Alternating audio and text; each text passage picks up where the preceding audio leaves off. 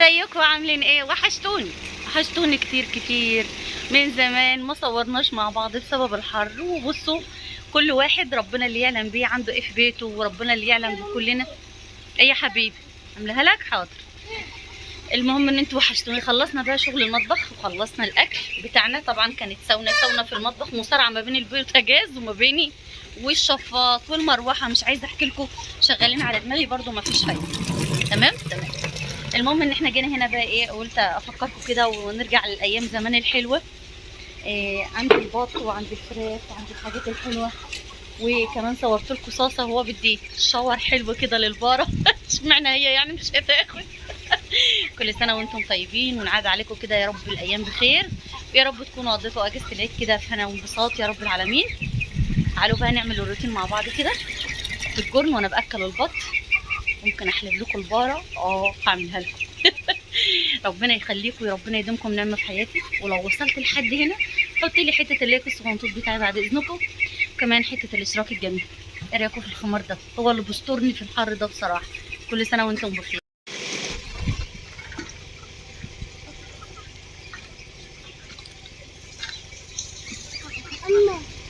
موز.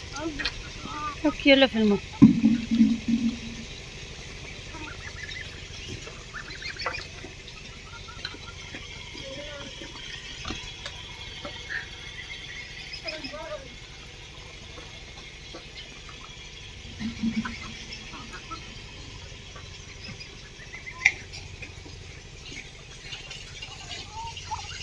تعالوا بقى نصلي بينا على النبي عليه افضل الصلاه والسلام، ونحط حته الليك الصغنطوط وحته الاشراك الجميل، ونشوف الفيديو مشي بتاعنا ازاي.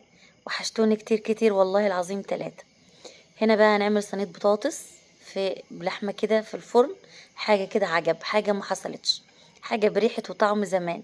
حبيت اعملها كده بنكهه وريحه حماتي، ربنا يديلها الصحه كده وطولة العمر.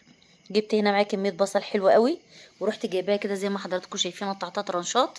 حطيت عليها حتتين دهن كده وشويه زيت، وقلت يتبالوا مع بعض كده فين؟ في اللحوم. يومنا فلاحي ويومنا عادي وطبيعي وزي الفل.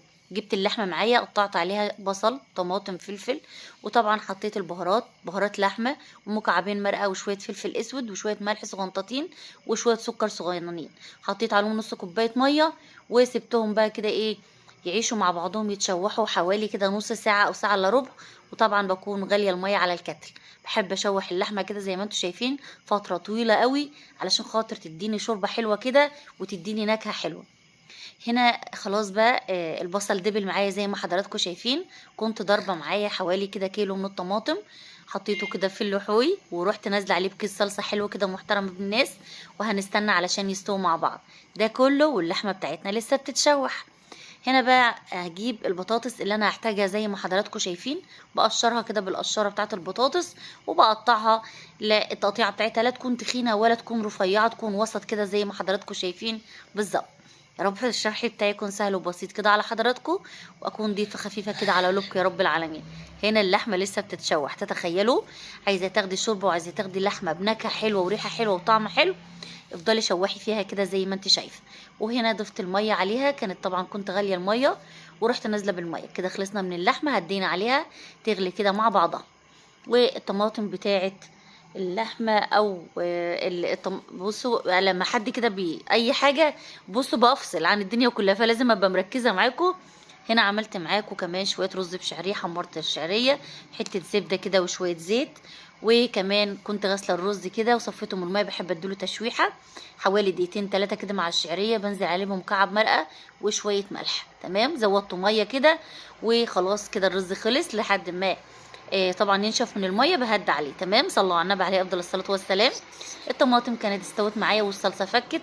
رحت نازله بكميه البطاطس، اديتها كده بقى شويه تشويحه كده على النار حوالي كده دقيقتين 3.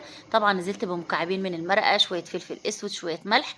وزي ما حضراتكم شايفين طبعا انا سويت اللحمه الاول 3/4 سوا كده، علشان طبعا اللحمه ممكن تكون كبيره عندي انا معرفش، تكون صغننه زي بقى ما تحبي.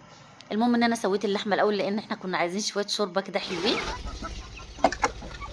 وكده بقى كنت خلصت اللحمه، زودتها الشوربه بتاعتها زي ما حضراتكم شايفين، وكمان ما شاء الله كده تبارك الرحمن دخلتها الفرن حوالي نص ساعه وساعه الا ربع. ولعت النار من تحت وولعت الشوايه من فوق، وحطيتها كده على الرف الاوسط في الفرن بتاع البوتاجاز، واستوت معايا، خدت معايا حوالي ساعه الا ربع. والرز طبعا نشف، وهديت وجريت جري على الجرن بتاعي زي ما انتوا شفتوا كده. قلت بقى نروح ناكل البط وناكل الحاجات الحلوه.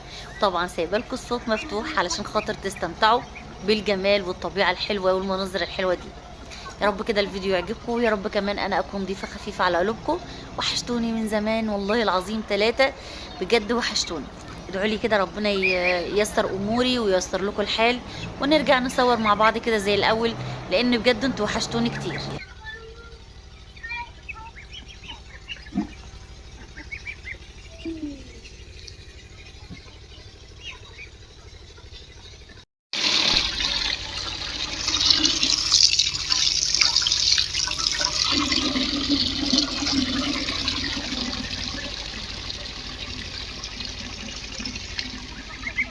موزو